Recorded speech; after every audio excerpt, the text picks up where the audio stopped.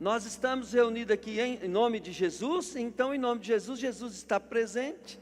E o que quer dizer que Jesus está presente? Quer dizer, querido, que o que nós fazemos aqui é uma obra dele. Então ele vai estar agindo na nossa vida por causa desse momento, desse culto.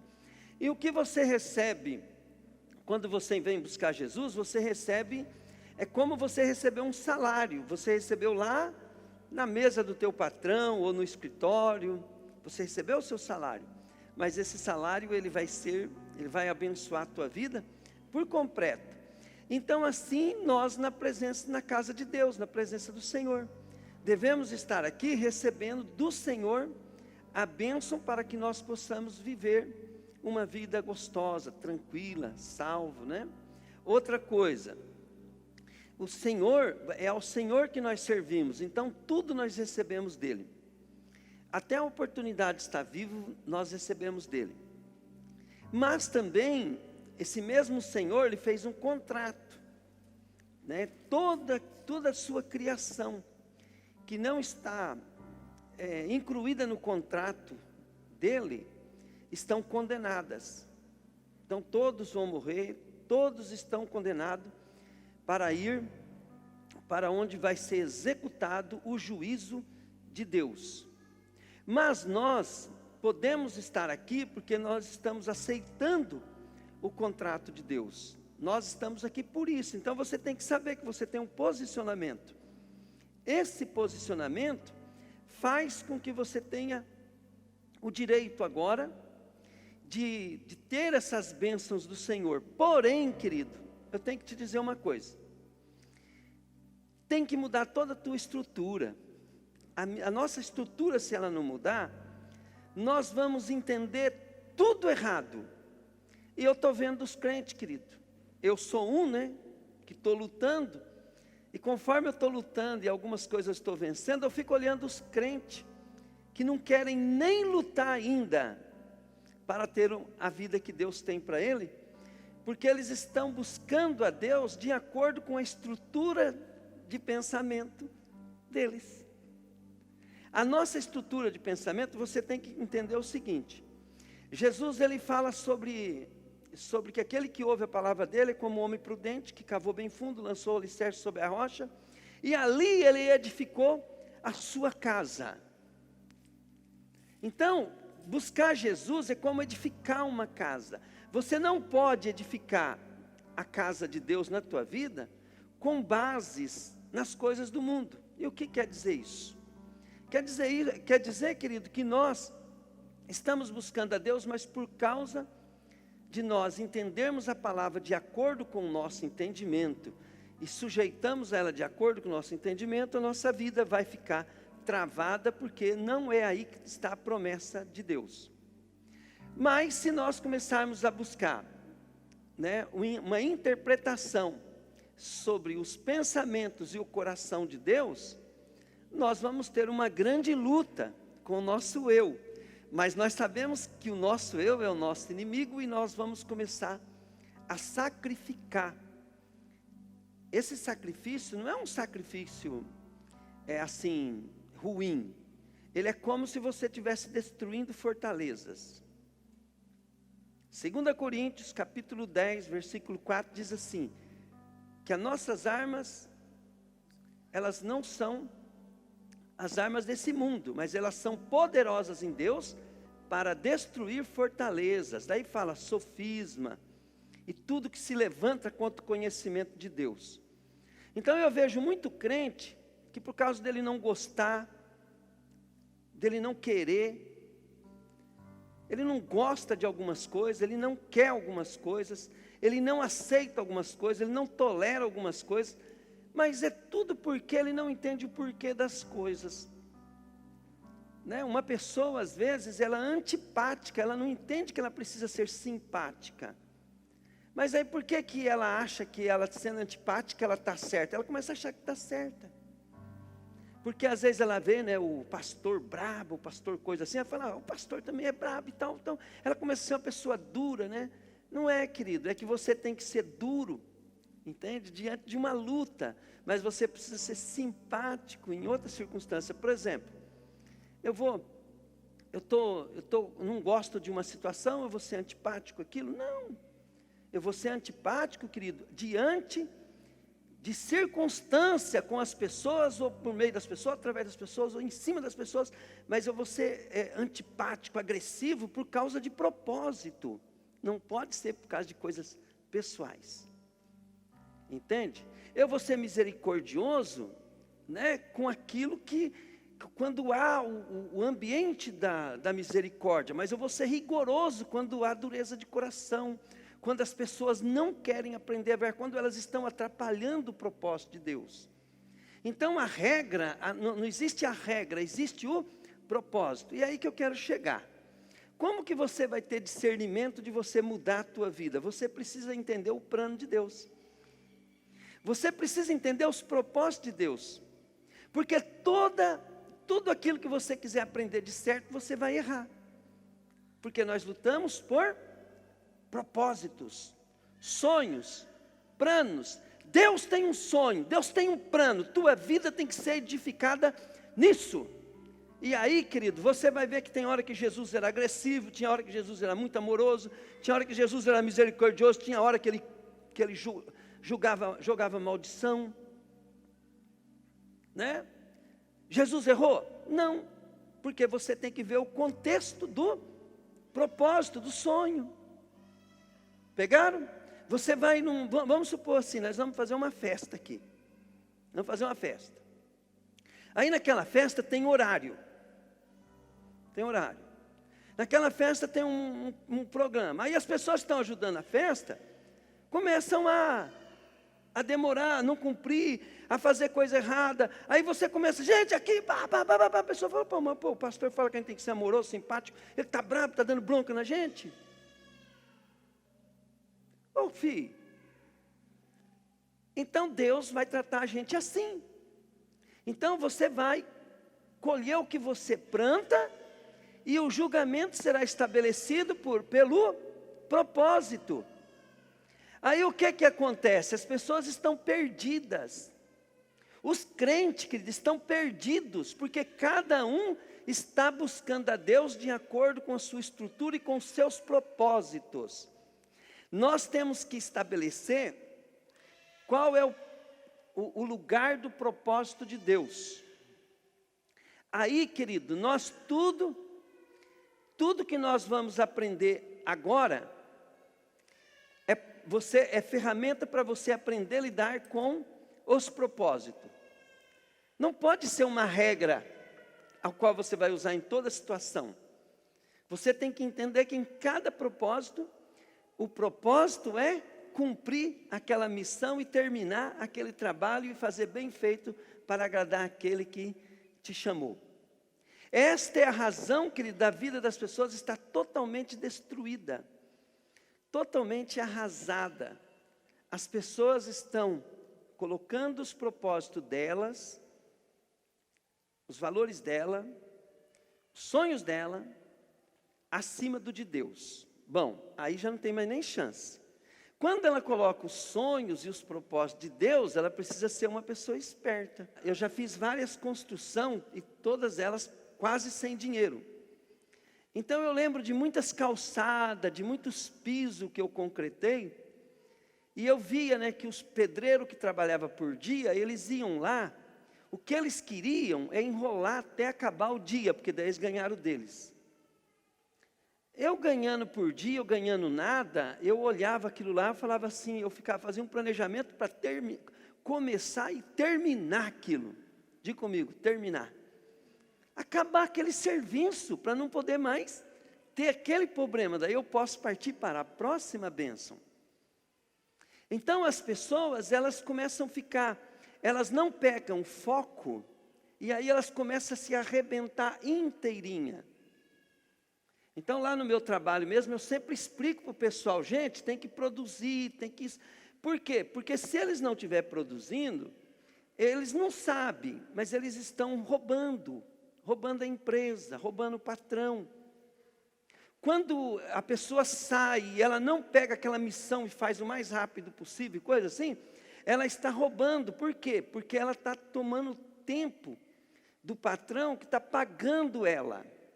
Como ela pensa que um dia o patrão vai fazer cálculo, vai aumentar o salário? O patrão vai diminuir o salário dela. O patrão vai querer mandar ela embora para ver se arruma alguém que seja mais ágil, mais prestativo. Mas pior do que roubar o patrão é o quê? É a maldição que vem sobre aquela vida. A maldição que vem sobre aquela vida é a pior coisa que pode acontecer na vida de alguém. Então a Bíblia fala assim, com maldições sois amaldiçoados. Por quê? Por causa desse estilo de vida. E como que você não vai roubar o patrão tendo liberdade? É focando na missão que você tem naquele momento. Tem um cliente para atender, atenda bem, conclua a venda, faça todo e pá, termina aquilo, faça de tudo para não ter mais problema, o mais rápido possível, porque lá vem outro para você pegar. Né? E aí você vai estar abençoando o seu patrão, e com bênção sereis abençoado. É dando que se recebe. Mas faz o que você quer. Aí a pessoa, querido, porque ela tem uma construção, uma fortaleza de pobreza na vida dela, construída pelo diabo, ela não entende isso e não pode entender, nunca vai entender, porque ela não obedece para poder Deus dar. Porque sempre quando o Senhor vai dar uma revelação para a gente, e revelação é uma bênção, tem que haver um sacrifício. Diga comigo, a lei, fala aí, lei do Espírito envolve sacrifício. Então toda vez que os homens iam buscar um favor de Deus, sabe o que eles tinham que fazer? Um sacrifício. E um sacrifício era uma oferenda. Um sacrifício era dar a Deus algo, entende? Para poder receber uma bênção de Deus. Então, quando você quer uma revelação para você transformar a tua vida, você precisa fazer um sacrifício. Esse sacrifício não é pegar um animal, não é só dar dinheiro para a igreja, não é só servir a Deus, é obedecer. Então eu começo a obedecer a Deus. Um dia, o Sr. Serafim sentou na minha mesa, né? Eu nunca tinha conversado com ele tete a tete. E eu falei para ele, Sr. Serafim, eu nunca fui conversar com o senhor, porque eu preferia ir não. Por quê? Eu falei, ele vai pensar que eu vou lá pedir algum favor, querer fazer alguma venda, querer melhorar a minha vida nas costas dele. Então eu nunca fui, porque eu achava que ele pensava assim. Expliquei para ele, ele falou assim, não filho, eu gosto que vai atrás de mim, que pede as coisas para mim. Aí eu pensei, falei, poxa, que segredo é esse? Mas querido, um segredo, né? Aí eu falei para ele assim, a Bíblia diz que eu tenho que abençoar quem é abençoado.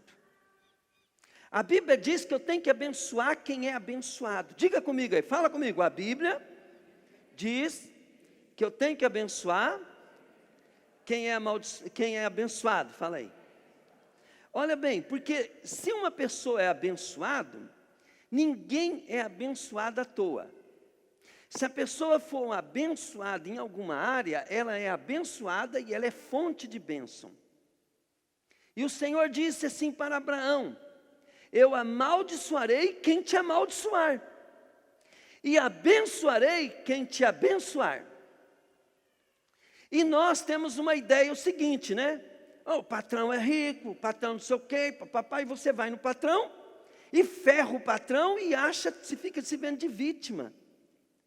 Pois é, querido. Com maldições sois amaldiçoado, e vai continuar sendo, por quê?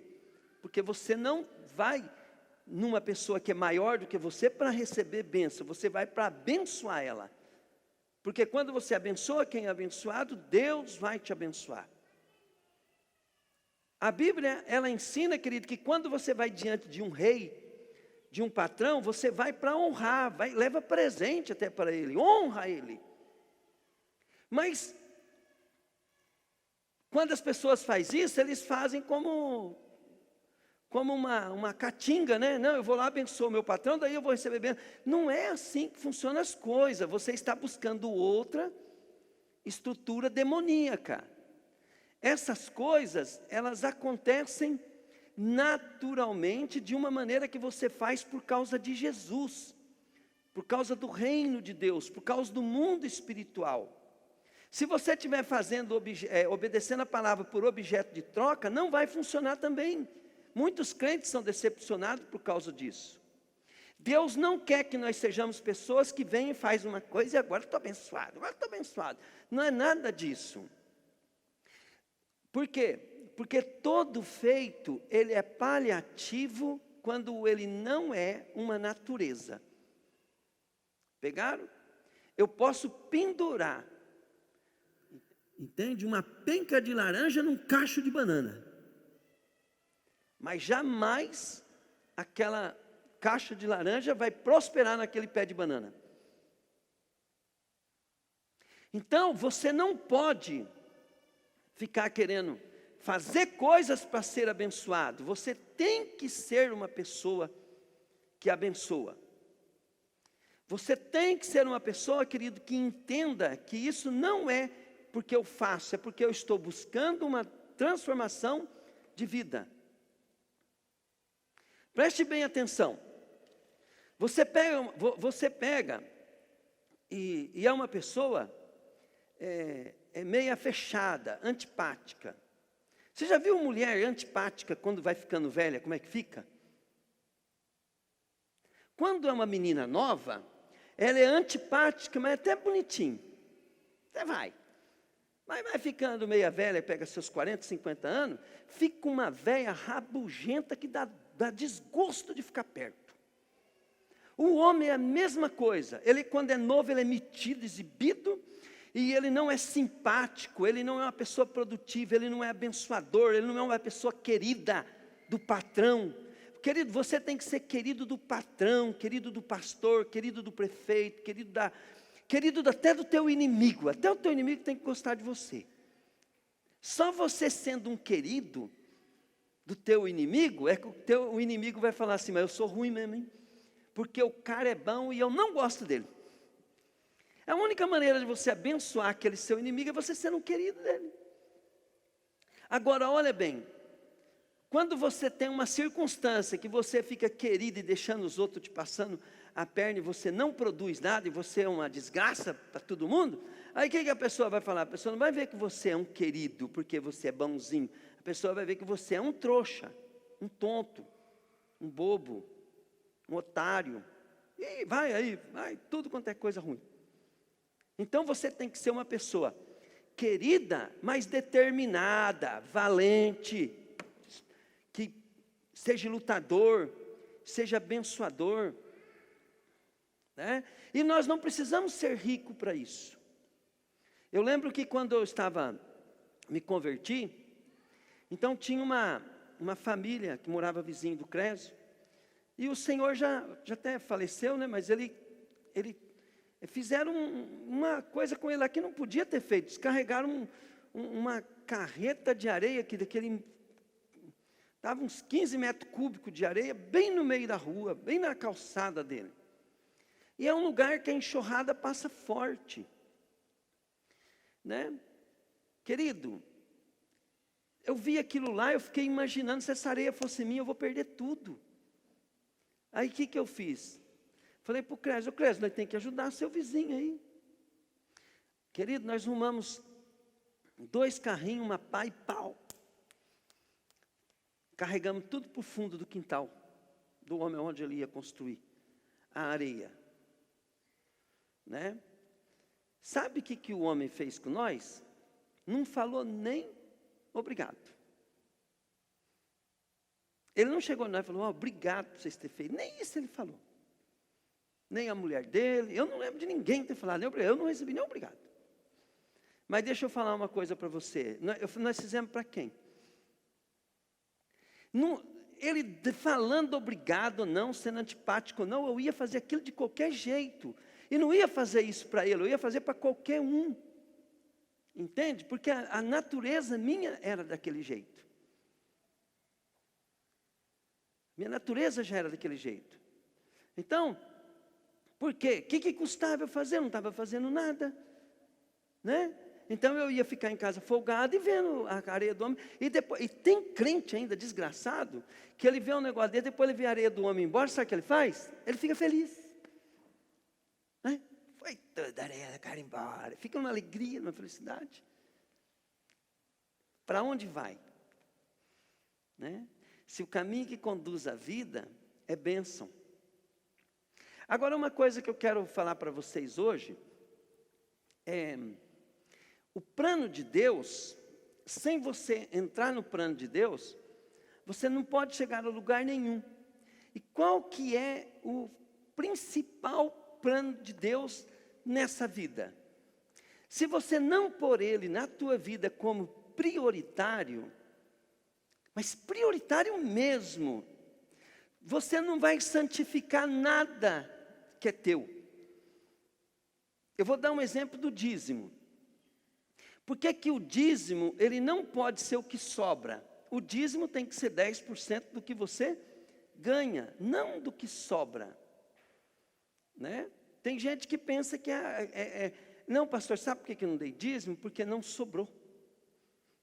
Mas não vai sobrar mesmo. Por quê? Porque o dízimo é para santificar a massa. Quando você dá o dízimo para Deus, então você está abençoando a obra de Deus. Aí quando você entrega teu dízimo a Deus, você santificou tudo aquilo que é teu. Quer dizer, tudo aquilo que é teu é consagrado a Deus. Eu estava com o pastor Marcos Belli aqui em Ribeirão do Pinhal, numa igreja, e de vez em quando nós tínhamos umas manifestações, e a gente tirava proveito daquela manifestação. E ele pegou um endemoniado na hora que manifestou o tranca-rua. Até eu aprendi com ele isso, né? Uma vez o Edson teve essa oportunidade de ver também, né? Que o do Edson foi assim. O tranca-rua manifestou, e eu perguntei para o tranca-rua o que ele fazia na casa. Ele começou a falar várias coisas. Aí eu peguei e falei para ele: tudo isso que você falou é fichinha. Se eles ganhar muito dinheiro, com bastante dinheiro nós podemos ter esses privilégios de fazer alguns desperdícios. Nem pecado é. O que você e os seus faz são coisa grande. E eu vou te dar 1 minuto para você conversar com os seus aí, com o seu exército aí de tranca-rua. E você vai contar o dia, a hora, o dia, a hora e o nome do cliente. Vem cá, Edson, faz favor um pouquinho. Vem cá. E aí, querido, ó, aqui está a vítima, tá, gente? Vem cá um pouquinho. Fala aí para eles, é verdade ou é mentira que eu estou falando? Boa noite a todos. Verdade. Verdade, né? Ele falou que eu sou um produtor de alfafa e vendo alfafa. E esse João Luiz hoje é o melhor cliente meu de alfafa. E ele falou o dia que eu perdi uma venda com ele. E a hora, né? E a hora também. Glória a Deus. Salva de palmas para Jesus, gente. Glória a Deus. Eu trouxe o testemunho aqui dele para contar outra coisa, tá? Porque senão vocês ficam pensando, isso é uma história. Naquela igreja tinha um dono de mercado, e o demônio pegou a mulher do dono. E o demônio, o pastor falou assim para o tranca-rua: tranca-rua, você sabe todos que são dizimistas nessa igreja? Tranca-rua falou: eu sei um por um, quem é e quem não é. Fala alguns aí. E o demônio começou a falar: aquele lá não é, aquele lá não é, aquele lá não é. Expôs. Quem é? Esse é, esse é. E aí o pastor, ele pediu um favor, né? Alguém que não era, e alguém que era, tivesse coragem de vir na frente, e veio. Veio um que era dizimista e um que não era. E o pastor colocou uma nota de R$10 na mão de cada um. E mandou o demônio olhar na mão do cara que era dizimista. O demônio não queria nem olhar, ele não conseguia olhar. Ele falou, agora olha para o outro. O outro que não era aquele dele, voou, igual um lobo assim, doido, pulou assim, catou, de uma maneira impressionante. Então, olha bem, você não precisa ser dizimista, porque isso é para quem crê, para quem tem fé, é para quem quer ser de Deus. Se você não acredita, você tem tua maneira de pensar, primeiro você precisa buscar fé para isso. Primeiro você tem que mudar teu coração. Deus não vai querer te proteger porque você é dizimista, Ele vai te proteger porque você deu teu coração para Ele. Pegaram ou não? Porque você quer mudar de vida. Às vezes você não mudou ainda, mas está tentando mudar, então o Senhor vai ser contigo. Né?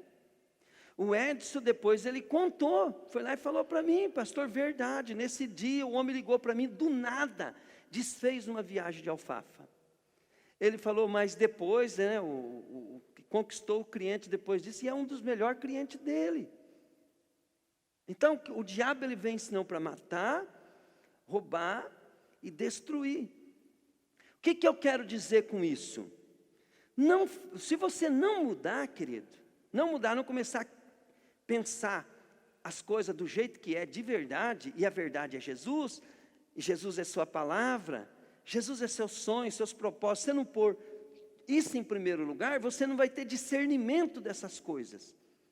E não ter discernimento, você pode tentar, amanhã você vai ser a pessoa simpática, não resolve nada. Por quê? Porque tua natureza está fazendo aquilo como catinga, igual macumbeiro, feiticeiro, você está querendo enganar Deus. Você precisa entender que você muda por um propósito, senão você fica obedecendo a palavra, entende? Como objeto de troca. E Deus, Ele vai nos abençoar, querido, quando nós somos, estamos na mão dEle de um modo assim que nós somos transformados de dentro para fora. A Bíblia fala assim, o que importa é ser nova criatura. Então você precisa entender o seguinte, seja simpático para Deus te mostrar a bênção que é ser simpático. Seja valente para que Deus possa te mostrar qual que é as vantagens de ser valente. E precisa fazer esse sacrifício primeiro. Confiar em Deus. Aquele que ama Deus, que confia nele, o Senhor lhe ensinará o seu segredo. O segredo é que depois que você faz durante um tempo, Deus começa a te dar entendimento daquilo, e aí você começa a fazer mais gostoso. Pegaram ou não? Sabe, amada, a pessoa não entende, se ela tem um patrão que ela não gosta, vai na Bíblia e faz o que a Bíblia manda com aquele patrão, que você não gosta. Né? Você fala assim, pastor, mas eu não gosto, eu estou sendo fingido. Não, a Bíblia, querido, diz que o amor é sofredor, o amor é sacrifício. Você deve amar o teu patrão. Aí, olha bem, eu amo o perdido também, mas o perdido é outro propósito. Diga comigo, outro propósito. Pegaram ou não? Então, olha bem, eu amo o perdido, eu amo a pessoa que é um pecador, eu amo aquele que é ladrão, que é assassino, que é tranqueira. Aquele é outro propósito, aquele você ama ele com o propósito ao qual Deus te abençoou. Então Deus te abençoou para você amar as pessoas, para você ajudar elas, para você tirar elas da situação que elas estão. É outro assunto. Agora, eu amo o meu patrão, porque é a única maneira de Deus me abençoar para que eu possa ser um abençoador. O meu patrão, ele é a fonte, entende? De Deus me abençoar. Eu tenho que dar muito mais para ele do que eu recebo. Então, por exemplo, o cara chegava em Abraão riquíssimo, e ele entregava muita coisa para Abraão, e Deus abençoava os caras. Os caras iam lá amaldiçoar Abraão, Deus acabava com a raça deles. E nós temos mania, querido, de não gostar de pessoas que têm domínio, que têm autoridade, que têm poder, que são ricas. Entende? Isso é uma estrutura demoníaca que precisa ser destruída em nós. Por quê? Porque nós vamos se lascar se nós não entendermos a questão da bênção e da maldição. Eu quero ler para vocês outra coisa, para vocês entenderem. Eu vou tentar explicar o porquê, mas isso, se vocês não praticar, vocês vão aprender. E são daquela, a Bíblia fala que a pessoa, ela aprende, nunca muda, e vai indo que Deus fica por aqui com ela. Porque só aprende, mas não pratica, não se transforma. Então tem que parar com isso. Aprenda um segredo aqui, ó, Mateus 7, 1 a 5. Não julguem os outros para vocês não serem julgados por Deus. Então eu não posso julgar as pessoas, eu posso orientar. Então vamos supor assim, o pastor aqui, ele está te orientando. Aonde está o mal no coração seu? Você fala assim, ele está julgando, está sentenciando. Então Jesus te julgou, sentenciou, porque Jesus ele chamou você para o arrependimento, né? Falou que os pecadores, quem mente é filho do diabo, ele falou um monte de coisa. Então ele sentenciou os caras, não, ele julgou os caras. Não, ele falou, eu não vim para julgar, eu vim para salvar. Então a primeira coisa que você tem que entender é que tudo que você for fazer, você não pode julgar ninguém. Mas você precisa orientar as pessoas. Outra, você também tem que entender que Deus não está te julgando, porque você que está se julgando. As tuas atitudes estão dizendo qual que é a sua sentença. É só ler na Bíblia, você já sabe tudo que está pesando sobre a sua sentença. Todos nós, eu estou pregando aqui, vai ter um julgamento de Deus por essa pregação, e eu vou receber uma sentença. E segundo a palavra de Deus, Deus está olhando meus pensamentos, meu coração, para saber quais são as minhas motivações e intenções.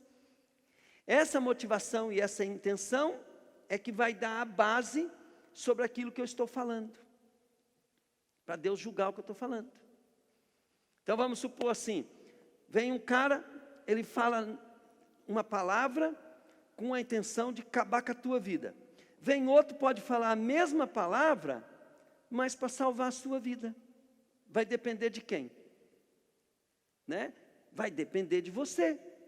Agora olha bem, aquele que falou, mesmo falando a mesma palavra, vai ter duas sentenças diferentes. Um vai se lascar e o outro vai ser abençoado. Abra para mim Romanos 2,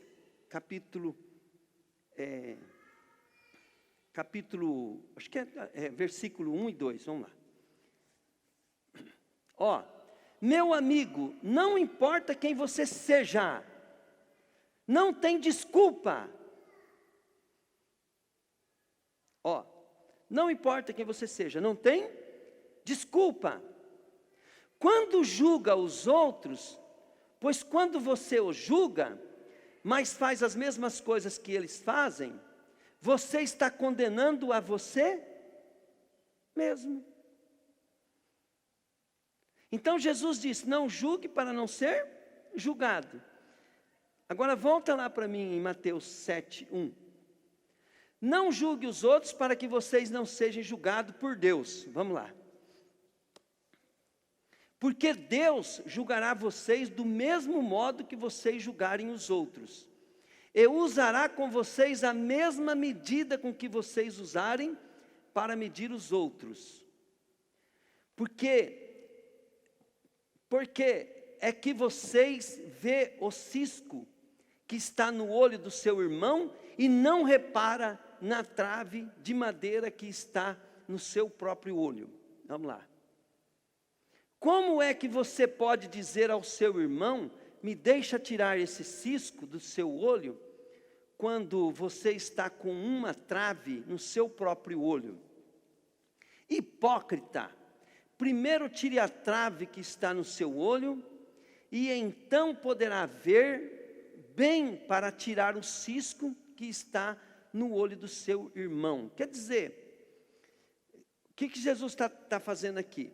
Ele está dizendo o seguinte: primeiro, cuida das suas motivações, cuida dos seus propósitos, porque quando ele fala o olho, é a maneira de você ver as coisas. Então Jesus fala, ó, tem de bons olhos. Primeiro você precisa ter bons olhos, e para ter bons olhos, você precisa mudar o teu espírito, entende? Você precisa estar renovando o teu espírito. E a pessoa fala assim, como que eu renovo o meu espírito?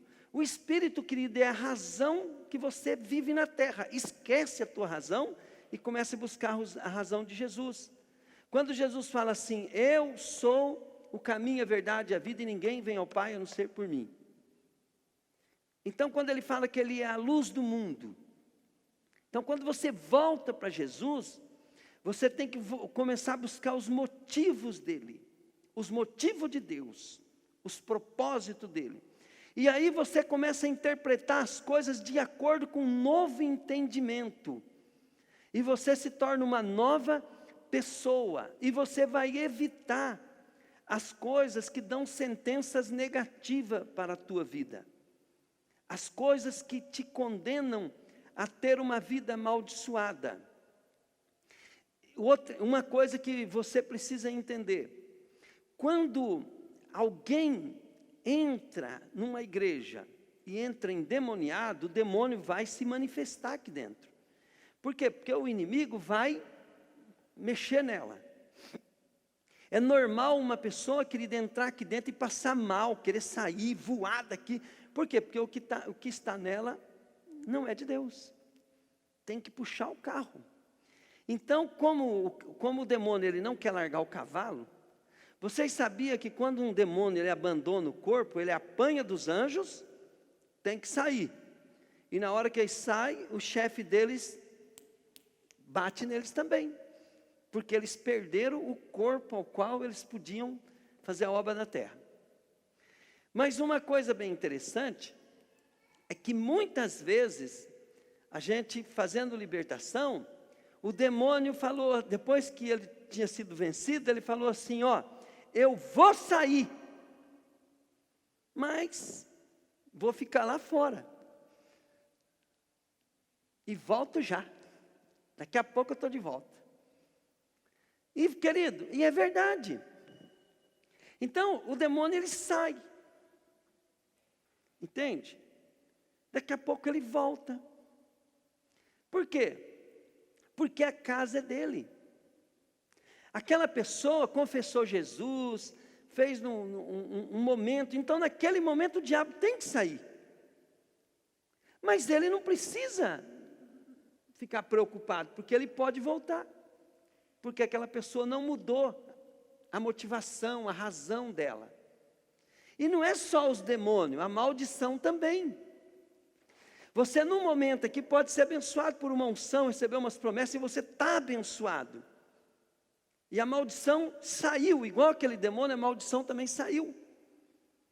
Só que você sai lá fora e não tem uma vida transformada. A maldição volta a funcionar de novo e a bênção não pode ficar. Por quê? Porque você tem que ser a casa da bênção. Você tem que ser a casa de Deus. Você precisa ser, não só fazer o propósito de Deus, mas você precisa ser parte do propósito de Deus. Precisa entregar a tua vida completamente aos planos de Deus. Senão, querido, não vai dar certo. Você fala assim, pastor, mas se a palavra é dura para mim, não precisa nem vir mais aqui, que não vai dar certo. Você vai ser mau testemunho, vai ficar 20 anos aqui e não vai ter uma história para contar de Jesus. Entende? Precisa criar vergonha na cara, se esforçar. Querido, o desdeixo traz uma maldição muito grande, porque você não está com desdeixo no seu trabalho, nem na sua casa, e nem na sua vida. Você está de desdeixo no plano que Deus tem para a tua vida. E buscar os planos de Deus é ser uma bênção. Não é ser abençoado, é ser bênção. E Deus nos quer que nós sejamos bênção.